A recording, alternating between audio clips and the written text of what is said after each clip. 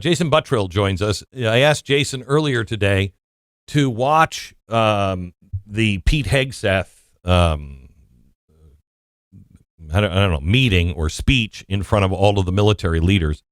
I think he brought them in to show them how deadly serious the changes at the Pentagon are going to be. They, changed it from the Department of Defense to the Department of War to show that we are a war machine. That is our job, to break things and kill people. We don't want to, but when we have to, that's what we have to be the best in the world at. And when I was watching this, it was so full of common sense and things that I would think if I were a soldier, I would have wanted to hear a long time ago. In fact, he said, this is not the Pentagon that you dreamt about serving in when you were young. You didn't join the Army to do this. He said, we're getting back to what it really is. And I thought it was really powerful. It seemed really important, but I only saw bits and pieces. Jason just watched the entire thing. Jason Buttrill joins me now. What are your thoughts, Jason? Wow, Glenn, I did not understand the reason for not just doing this on a Zoom call, or I didn't see the point really in bringing them all in until I saw this. Holy crap. The message is clear. I mean, it is very clear that American military power is back. It's lethal. It's deadly. It's every single reason why men and women put on the uniform and go to defend their country. I haven't seen a military speech like that outside of a movie or... it's so funny. I saw because he was standing in front of a giant flag. And the last time I saw this, it was done with somebody in a uniform. He wasn't in a uniform. Was from the movie Patton. Yeah. And it kind of felt like that. Kind of felt like one of those that you're like, yes. But the audience was very quiet. I don't know how they related to it, but that's how you felt too? Yeah. There was like one time when I heard a few people, cheering in the crowd, but I guarantee you, these are not guys that are supposed to cheer in situations like that. But all of them, I won't say all of them. Probably 99% of them were going insane. They wanted a mosh pit and they wanted to crowd surf. That's how excited they are. I guarantee you that's how they felt. What was it that he said that would cause the military leaders to do that? Oh, man. Well, I mean, let's start off with this wasn't just a speech. This was a complete realignment of the way that the military's been ran over a decade. A complete realignment. Longer than that. And longer than that. We talked about it yesterday on just some of the things we thought they were going to talk about. They actually, combined with his speech and the president's speech, they actually covered every single thing that we talked about yesterday. But Hegseth's portion was just the most exciting to me because now they're talking about just doing away with all the DEI crap, all the stuff they were focused on. They're switching completely to lethality and being a deadly fighting military force. And we just haven't heard that. It's been dressed up in politically correct garbage. All the politically correct garbage is getting tossed out the window. But not only that, they're focusing on change and how to, as Bruce Lee would say, to be like water with, the direction of how defense tactics and how, the way a modern defensive capability is going. That's the direction we're going. He said he's going to be making additional speeches that are going to cover infrastructure, supply chain changes. I mean, this is music to our ears. Everything we need to do to harden down in case an actual huge conflict breaks out, we will be ready for it. And I guarantee you, with this Department of War, with this Secretary of War, and with this president, we will be ready. It might take a couple years to fix the damage, but now, not only we, but all the military leaders that have been frustrated for over a decade, now they can feel confident in where we're going. And this is just amazing, Glenn. It's absolutely amazing. To me, this makes total sense and is in line with everything that Donald Trump says he's doing. Remember, the world as we know it was set up at Bretton Woods. Mm-hmm. It was our financial, everything. After World War II, everything was decided on how we were going to behave economically and militarily. In 1962, I think it was, a Carol Carol Quinby. Carol, I can't remember his last name, but he was a Harvard professor, and he wrote Tragedy and Hope. And he was an insider, and he had been advising presidents, from Truman all the way up to Nixon. But in 1962, he was banned, and everybody looked the other way because he wrote this book, and he said, "Look, I've been part of this, and I'm so excited. We're going to get rid of war because we have now tied our economic system so tightly together that we will only have police actions. There will never be an all-out war." We'll use economic sanctions, and both sides will pay a price, and there won't be any of these big changes anymore. And he was right. That is exactly what happened. And so the changes that Donald Trump is making, he's going back to the Bretton Woods stuff, and he's saying, look, that was for that era. That doesn't work anymore, and it hasn't worked for years.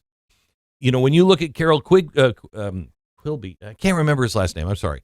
But when you look at what he wrote, that was basically putting the State Department as the boss of the Department of Defense.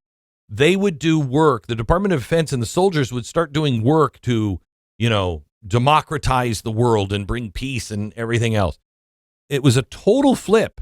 And in the little that I heard Hegseth do today, it sounds to me that this is the next massive step in what Donald Trump is going to be remembered for. People don't understand it yet. He is resetting the entire structure of the world, completely redoing it. And he's doing it not just, with our foreign policy.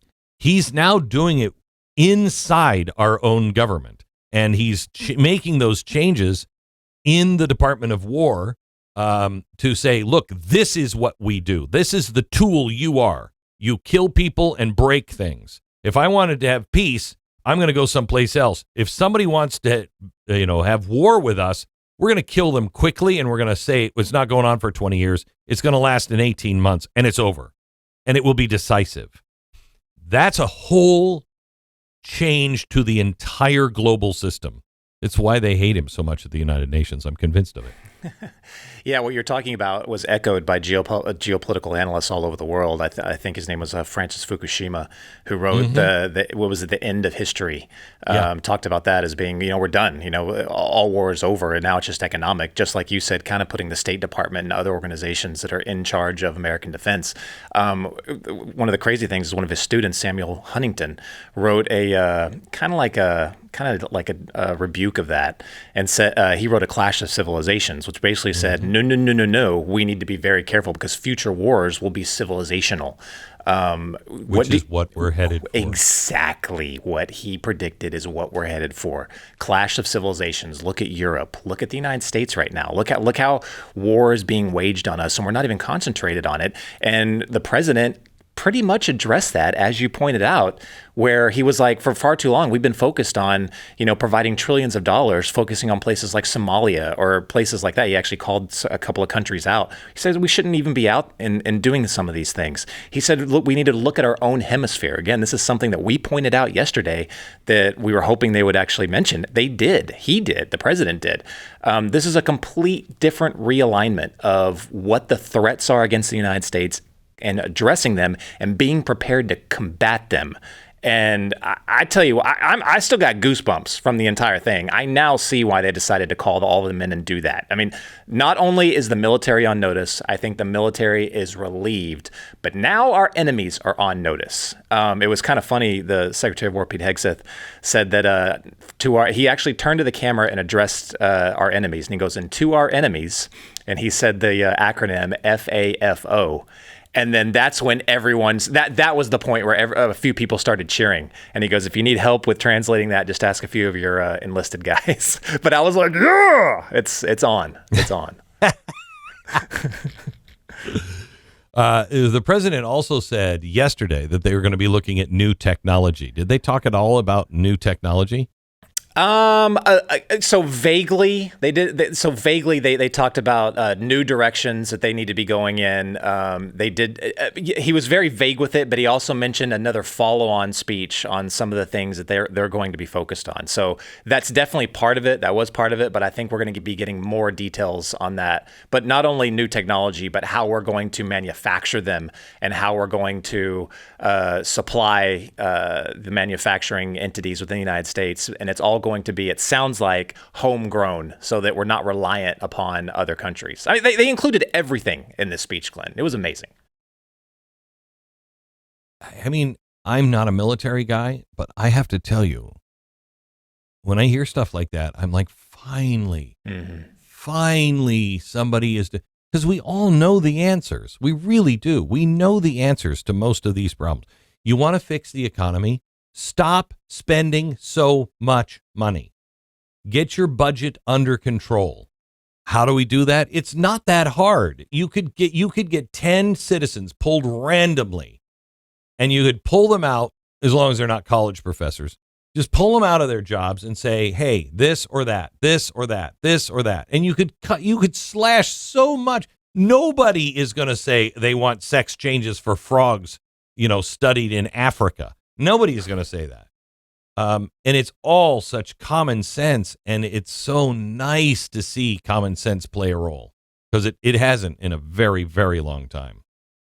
Yeah. Thanks, Jason. I appreciate it. By the way, tomorrow I'm going to talk a little bit about digital ID, and I want to take you to India on digital ID and show you what happened there. I mean, this is a real threat to America and to freedom all over the world. China already has it, and we know what that is. Now it's coming to the West, and it already came to China. What are the other countries? China, not Japan, Australia. Switzerland just voted on it. Right. Yeah, Australia, South India. Korea. Yeah, it's really bad. It's really bad. And again, it's not about anything other than complete control. And we'll show you all about that on tomorrow's broadcast. Jason, thank you so much.